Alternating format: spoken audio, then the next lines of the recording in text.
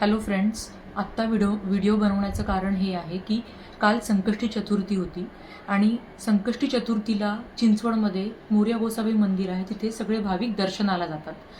मीही गेले होते आणि दर महिन्याला जेव्हाही संकष्टी चतुर्थी तिथे असते तिथे छोटीशी जत्रा भरते. त्या जत्रेमध्ये लोक त्यांचं छोटं मोठं सामान हे सेल करतात. तिथून मी 2-3 गोष्टी विकत घेतल्या. ओके, आणि ही चादरसुद्धा मी तिथून विकत घेतली.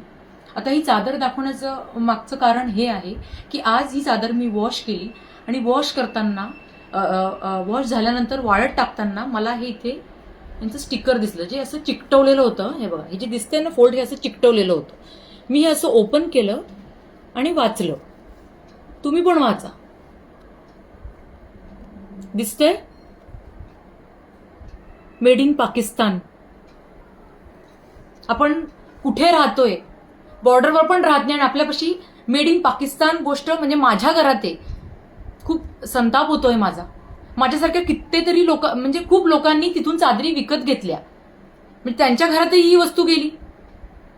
कोणाला आपण रोजगार उपलब्ध करून देतो आहोत? कुठून येत आहे? पहिली गोष्ट तर हे कुठून येत आहे इथे. अजून एक गोष्ट सांगते, मी हा पण विचार केला की हे कुठून येत आहे. हे जेव्हा मी गुगलला सर्च केलं तर पाकिस्तानी गुड्स इंडियामध्ये बॅन आहेत. ते इम्पोर्ट नाही करू शकत इथे. तुम्ही इथे गुगल केलं की तुम्हाला सगळं दिसेल.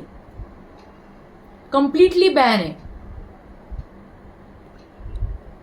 सो प्लीज थोडंसं वस्तू विकत घेताना डोळे उघडा, जे आता माझे उघडलेत.